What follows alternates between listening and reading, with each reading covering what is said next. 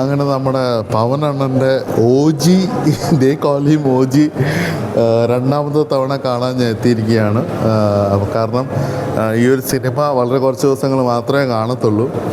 അപ്പം മാസ് മസാല, പ്രത്യേകിച്ച് ഇന്ത്യൻ സിനിമകൾ മാത്രം കാണുന്ന എന്നെ സംബന്ധിച്ചിട്ടൊരു മാസ് മസാല ആക്ഷൻ എൻ്റർടൈനർ ഒക്കെ കാണുന്നത് ഇപ്പം തെലുങ്ക് സിനിമകളിലേക്ക് മാത്രം ചുരുങ്ങിപ്പോയിരിക്കുന്നു. പണ്ടൊക്കെ നമ്മൾ തമിഴ് സിനിമകളിൽ നിന്നൊക്കെ നല്ല രീതിയിലുള്ള സിനിമകൾ, ഇങ്ങനത്തെ രീതിയിലുള്ള സിനിമകൾ വന്നിരുന്നു. പക്ഷേ എന്തോ ഇപ്പോൾ തമിഴ് സിനിമകളിൽ നിന്ന് വരുന്നതെല്ലാം പഴങ്കഞ്ഞി സിനിമകളാണ്. പ്രത്യേകിച്ച് എടുത്തു പറയുകയാണെങ്കിൽ ഭയങ്കര എന്തോ ഹൈപ്പൊക്കെ കാണിച്ചിട്ട് വരുന്ന സിനിമകൾ, പ്രത്യേകിച്ച് നമ്മുടെ തളപതി വിജയുടെ ഗോട്ട്, അല്ലെങ്കിൽ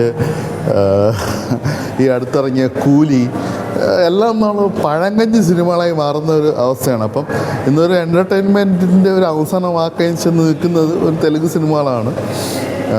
മലയാളി റിവ്യൂവേഴ്സിനൊന്നും ഇഷ്ടപ്പെടില്ല, പ്രത്യേകിച്ച് റസികന്മാരായിട്ടുള്ള റിവ്യൂവേഴ്സിന്. അതായത് വാരിസൊക്കെ ഭയങ്കരമായിട്ടുള്ള എന്തോ സംഭവമായി കാണുന്ന, വാരിസ് ഭയങ്കര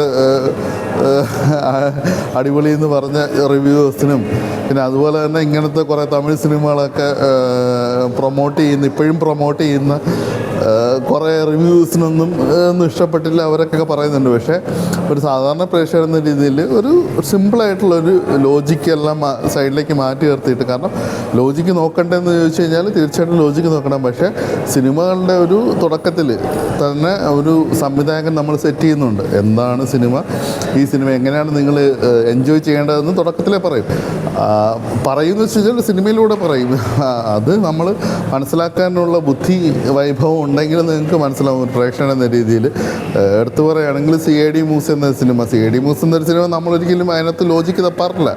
അതിനകത്ത് ദിലീപിൻ്റെ പട്ടി അവനെ സ്കേറ്റ് ചെയ്ത് കൊണ്ടുപോകുമ്പോഴത്തേക്കും നമ്മൾ ആലോചിക്കാറില്ല ഒരു പട്ടി ഇതെങ്ങനെ ഇങ്ങനെ ചെയ്യുന്നു. കാരണം അതാണ് ഒരു സംവിധായകൻ്റെ കഴിവ്. അപ്പം ആ ഒരു കഴിവ് കാര്യങ്ങളുമൊക്കെ തമിഴ് സിനിമയിൽ നിന്ന് നഷ്ടപ്പെട്ടിരിക്കുന്നു. തെലുങ്ക് സിനിമകളിൽ അവരിന്നും ആ ഒരു രീതിയിൽ കൊണ്ടുപോകുന്നു കാര്യങ്ങളൊക്കെ. എല്ലാ തെലുങ്ക് സിനിമകളും എനിക്ക് പൊതുവേ വ്യക്തിപരമായിട്ട് ഇഷ്ടപ്പെടാറില്ല. പക്ഷേ എന്തൊക്കെ പറഞ്ഞാലും വളരെ നാളുകൾക്ക് ശേഷമാണ് ഈ OG എന്ന സിനിമ എനിക്ക് ഇഷ്ടപ്പെട്ടതുകൊണ്ടാണ് ഇന്ന് രണ്ടാമത് കാണാൻ വന്നത്. അപ്പോൾ തീർച്ചയായിട്ടും ഇപ്പോൾ കേരളത്തിലെ ഋസികന്മാരോട് പറയാനുള്ളത്, നിങ്ങൾ ആ ഒരു എന്താ പറയുക സിനിമയായിട്ട് കാണാൻ ശ്രമിക്കുക. അല്ലാതെ നമ്മുടെ മാസ് മസാല എന്ന് വെച്ച് കഴിഞ്ഞാൽ തമിഴ് നിന്ന് കാണിച്ചാൽ നമ്മൾ കണ്ണടച്ച് വിശ്വസിക്കാനും, അല്ലെങ്കിൽ അത് മാത്രം നമ്മൾ പ്രൊമോട്ട് ചെയ്യുക എന്നുള്ളൊരു ചിന്ത മാറ്റി നിർത്തിയിട്ട് നോക്കിക്കഴിഞ്ഞാൽ തെലുങ്ക് സിനിമകളും കന്നഡ സിനിമകളും ഹിന്ദി സിനിമകളും എല്ലാം ഇഷ്ടപ്പെടും.